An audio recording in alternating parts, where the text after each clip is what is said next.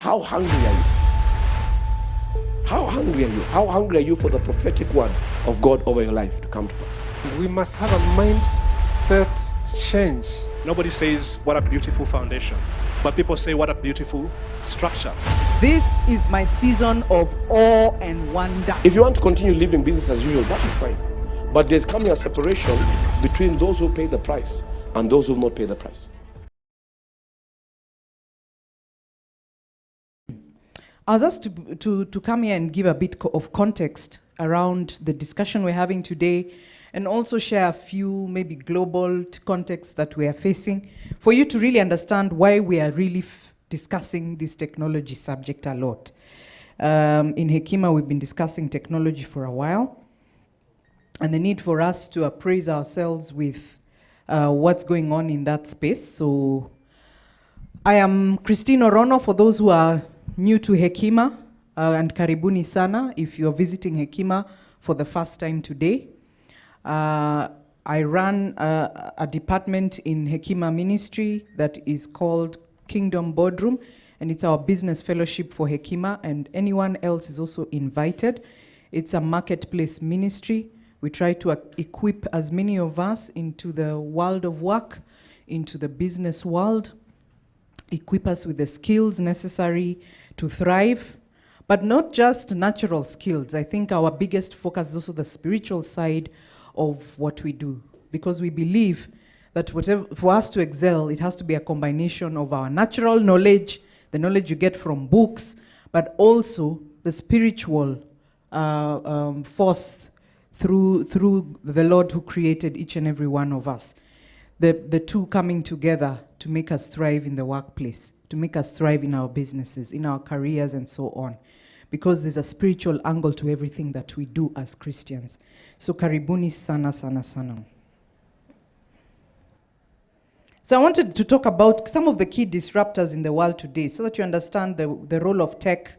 And even as our guest speaker speaks to us today, you really understand where that is coming from. You know, since COVID, I think there's been a lot of shifts in the world, yeah? And I hope my French people are hearing what I'm saying. Are you understanding, Frank? You okay? All right. So that I don't lose you out. So we're living in, there's a word that we've used in the past called the VUCA world. Who will remember what VUCA stands for? VUCA? So VUCA ya Kiswahili, by the way. VUCA. Who remembers what VUCA stands for?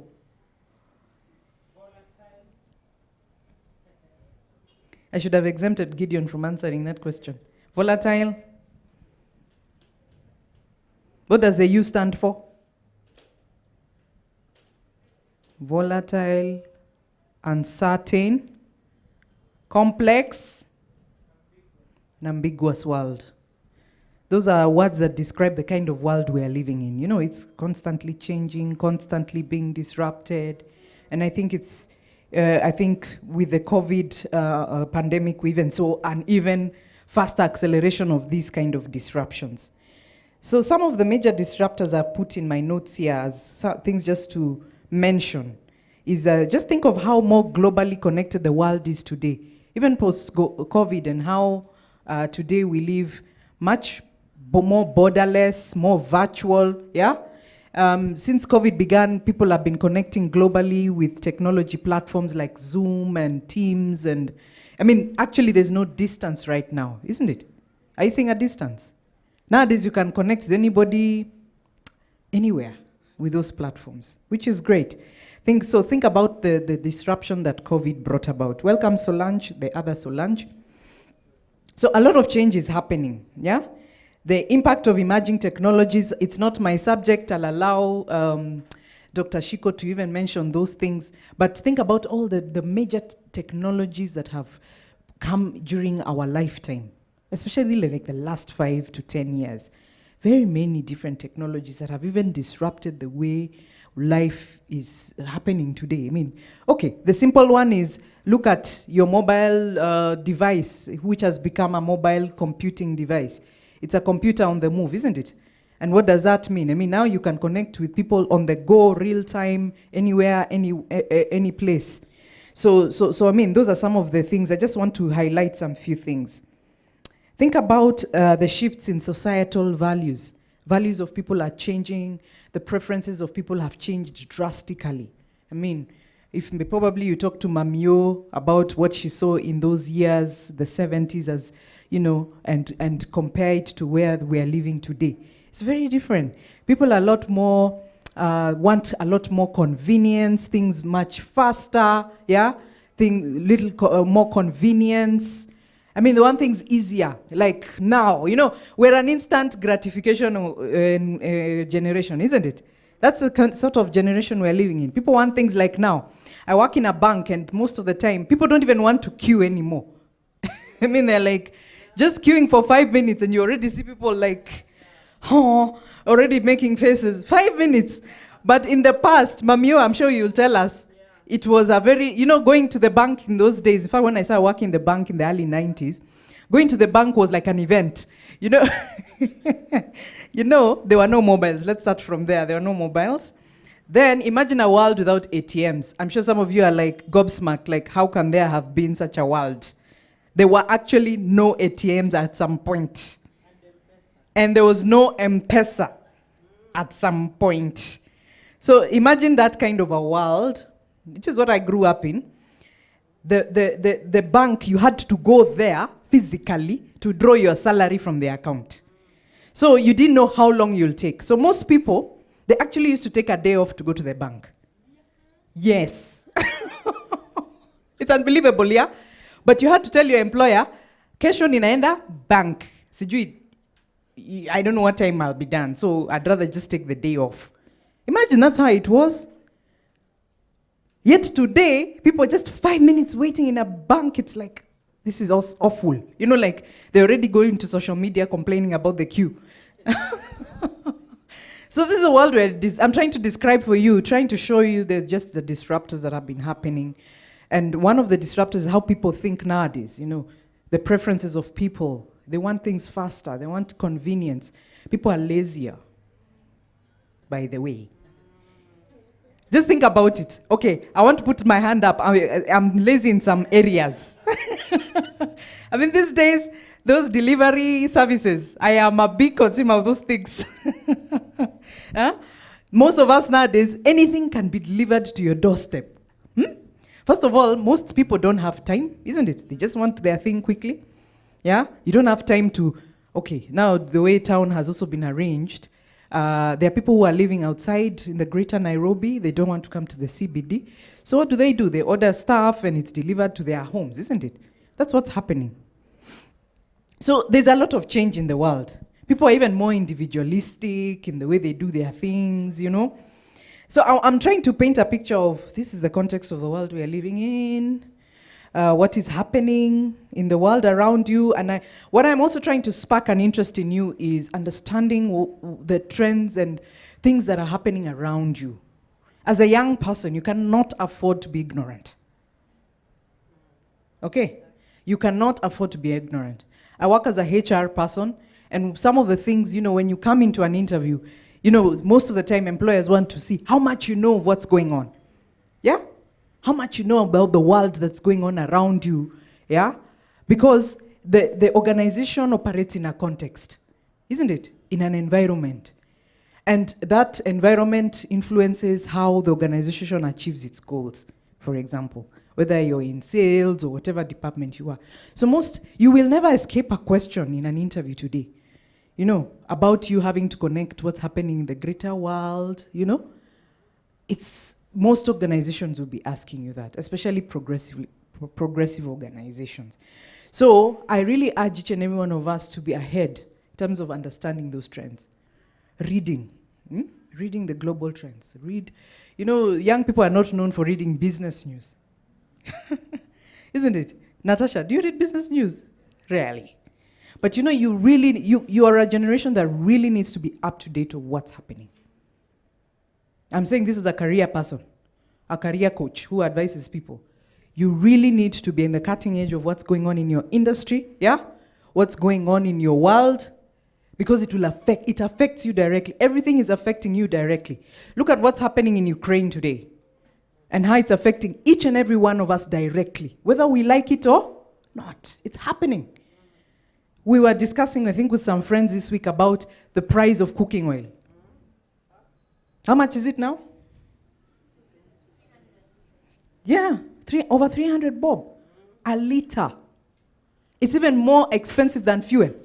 You know, that's what is amazing. I mean, the vegetable oil is more expensive than fossil oils. I don't know how that happened. Anyway, but you can see an immediate reaction. It hasn't even stayed for long. That's the world we're living in. Globally connected world. So you can't afford to ignore what's happening in another part of the world because it directly affects you today. People are not even importing stuff right now. Why? There's a challenge. There's been a challenge with the global supply chain because of COVID and the pandemic effects. So those things, they look, when you read them in the news, they look far-fetched, far from you, but they're going to affect you, next to you. Because you're a consumer of certain goods and services in this market, correct? So it will affect you. Yeah? If there's a scarcity of an item, the price goes up. Yeah? Basic economics. What are the other disruptors I'm seeing? I mean, there's a lot of shifts happening. Like, there's an emergence of the gigs. You guys know what gigs are. Kwanza nyinyi, you're the guys who live in the gig space completely. What are gigs? Events. Okay, beyond events. So it started off being gigs. I'm going to a gig. You know, guys are going for a bash. Sijui mnazita sherehe, sijui mnazita nini. But today a gig is describing a loose, an economy where today goods, services, labor services can be offered in a very different way. There's a death of what we used to call traditional jobs. Yeah? To more loose relationships in organizations. So people just either hire freelance people, yes? Have you seen those kind of things? Some of you are probably working in those formats. I'm just introducing you to what's something called the gig economy, which has become so big. It's the biggest employer now, not the corporation, the traditional organization. Yeah? And the reason for that is simply because of what technology has enabled people to do. Yeah? Gig economy. So today you can work for even 3 organizations at the same time. You're offering services, goods and services to them in a different way. I'll tell you, I mean, there was a time before I rejoined employment, I was actually a consultant. I could consult for 3 or 4 organizations at the same time. At the same time, I would be serving other individual clientele. So today, I think you guys have to break the mindset of your mind about being employed in a job. More so you guys. The days of jobs was our time, and it's slowly coming to an end. Is that shocking? In fact, you guys, you guys are like, in your generation, people are more akin to entrepreneurship, to being their own boss, right? Yeah? So it favors you. Yeah? It favors the kind of lifestyle most of you want to live, the younger people. Yeah? In our time, we were brought up thinking jobs. Yeah? We were taught get good results. So many vijana, okay, you people didn't know that song. But we were told, you work hard so that you get a good job. Yeah? And you sit on it until you retire. That doesn't happen anymore. So if you're being given that paradigm, please note, the world has shifted and has changed. Sindio, Anthony? Kabisa. Nowadays, people hire freelance salespeople. You sell for us when you can, where you want to. Yeah? I don't have to hire full-time salespeople. Just sell when you can. Yeah? We'll give you your commission. This is no full-time salary. We pay you for the work you have given us. You can do that as a consultant. Yeah? Life has changed. Disruptions. Yeah? The impact of COVID, the ways of working, so many disruptions. So what do you need as a person to thrive in today's world? And that's where our topic today comes from. With that kind of environment where things are shifting and changing every day, you realize that you've got to be very agile. Have you heard the word agile? Agile. Who has ever heard of it? What does it mean, Natasha? move quickly. Muko chap chap. Flexibility is key. Adapting fast. You see, if your industry goes down or it has changed, you need to shift, make the shift very fast. So in your generation, people will do many things at the same time. You'll not have a label. You know, there are times when people are either called, you're a marketer in our time. Like me, I'm called a HR person, you know. But in your time, you might not have one label. Yes? Because you can do various things at the same time. So what career will you say you're in? You got it? In the days, you're doing this. In the evenings, you're doing that. Yeah? So there's something it's called a portfolio career, where you might be doing several different activities which cannot fall in one label. That's the life you guys will live. So you have to be agile. Because today, by the way, you can self-educate yourself in a field quickly, yeah, and thrive in it. Isn't it? The other thing, and that's the subject of today, is you've got to be tech savvy. I cannot underemphasize that. Even in the world that I work in the banking, we're talking so much about digital technology, everything. So when you interview, you're going to be asked about your digital skills. You're going to be asked about what you know about technology. Because you guys have to be digital natives. Yeah? Mamio and I can be excused. Okay, more of Mamio than me. Me, I'm still working. Yeah? But in today's world, there's no excuse that I don't know. Where? Because you can learn it. Where can you learn it? You can learn it online. You're the generation who has no excuse to learn anything. Because the information is all out there. Sindio? So, I've talked about agility. I've talked about technology, tech savviness.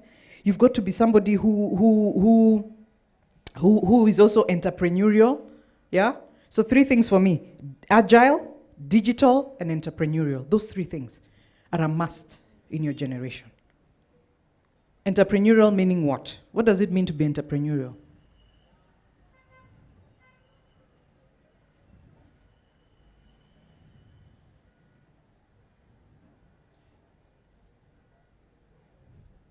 Yes, Natasha? You got to find opportunity anywhere and everywhere. Remember those trends I've just shared with you, they present both opportunities and threats at the same time. But you've got to train your eye to see the opportunity. Okay? Train your eye to do what? To see opportunities. That's what it is, what an entrepreneurial person does. Because in your world, more people will be in that form of gig working, which requires you to be very entrepreneurial.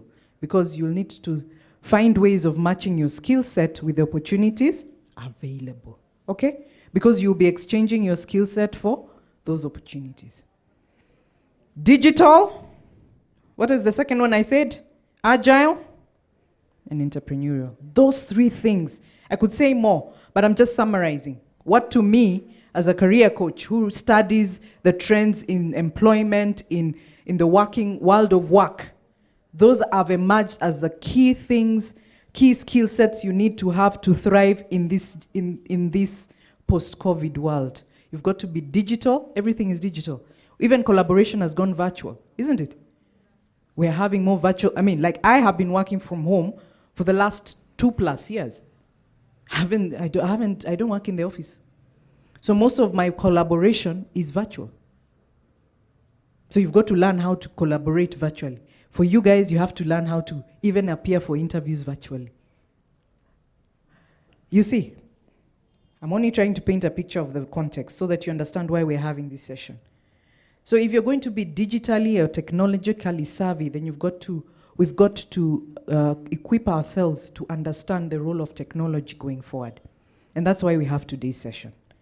And we're so privileged to have Dr. Shiko with us to really, she can't share with us everything, but at least stimulate us, catalyze. I liked something about your organization. It's catalyzing Africa's transformation. Yeah? So I'd like her to do that for us, catalyze us, give us some food for thought.